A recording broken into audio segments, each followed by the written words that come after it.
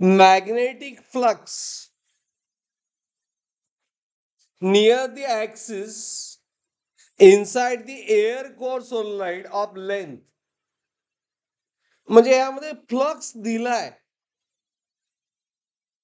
How much flux given? 1.57 into 10 raised to minus 6 Weber. बरोबर. Its magnetic moment will be, sorry, length of solenoid दिले किती दिले? 0.6 meter. Is it right? 60 by 100 म्हणजे centimetre आहे ना, metre म्हणजे 0.6 metre. आणि विचारलंय काय? Magnetic moment M. त्याचा फॉर्म्युला असतोय आय इंटू ए. फाइंड करायचं. As we have to find out I into A. Clear?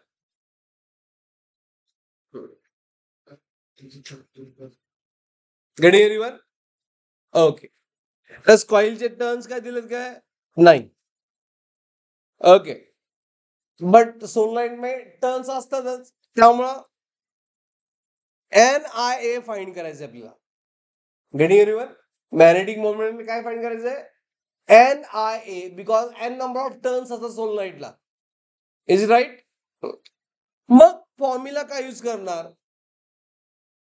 तर आपल्याला फ्लक्स दिलाय, flux given, and we have to find out NIA म्हणजे मॅग्नेटिक मोमेंट. मग सोलनाइट बी आपल्याला flux दिलाय, मग फ्लक्स डेन्सिटीचा फॉर्म्युला काय? Flux upon cross section area. Is it right? A flux upon cross section area is a flux density formula in term of, not question mark, हा एक formula आपल्याला apply करायला, बरोबर. आणि दुसरा फॉर्म्युला सोलनाइटचा काय फॉर्म्युला आहे? Mu naught N L. नाही, एन म्यू नॉट कुठं आलं? बरोबर, B is mu naught small N into what I. हा फॉर्म्युला. Is it right? बरोबर. बट आपल्याला कॅपिटल एन पाहिजे, मग फॉर्म्युला काय येणार? Mu naught capital N I upon L. बरोबर. झाला प्रॉब्लेम सॉल्व झाला ना. आपल्याला फाइंड करायचं M, magnetic moment, NIA.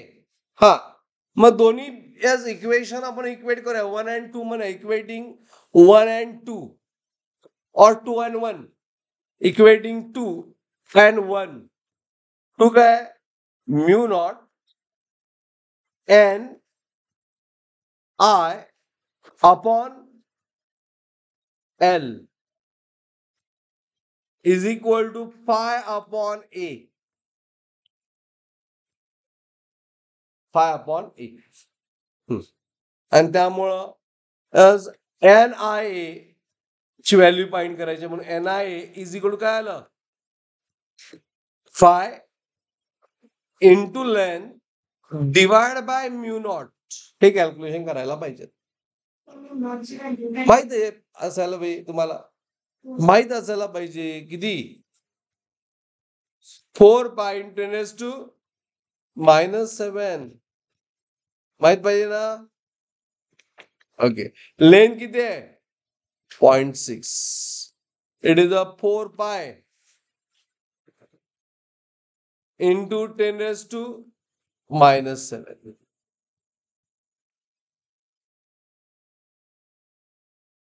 Is it clear?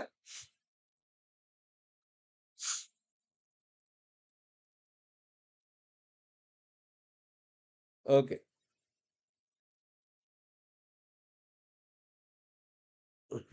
मग आता कॅल्क्युलेशन चा पार्ट आहे फक्त. इट इज 1.57 ना, इंटू 6 करा. मी आता काय करतो बघा, हे 1.57 ओके इंटू 6 केलं इंटू 10⁻⁻⁵. हे कळालं सगळ्यांना? 0.6 केलं म्हणजे 10⁻⁻1 आणि -6 -1 -7 झालं.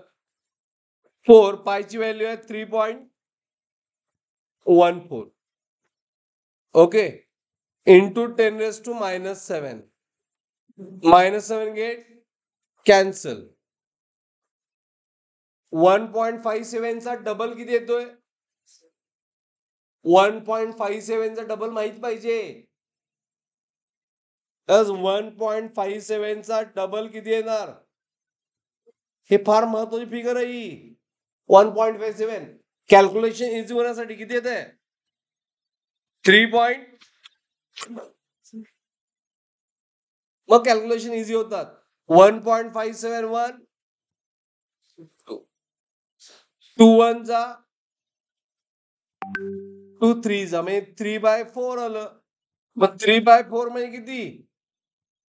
0.75 ampere metre square. Nothing but which option? C option. ठीक आहे.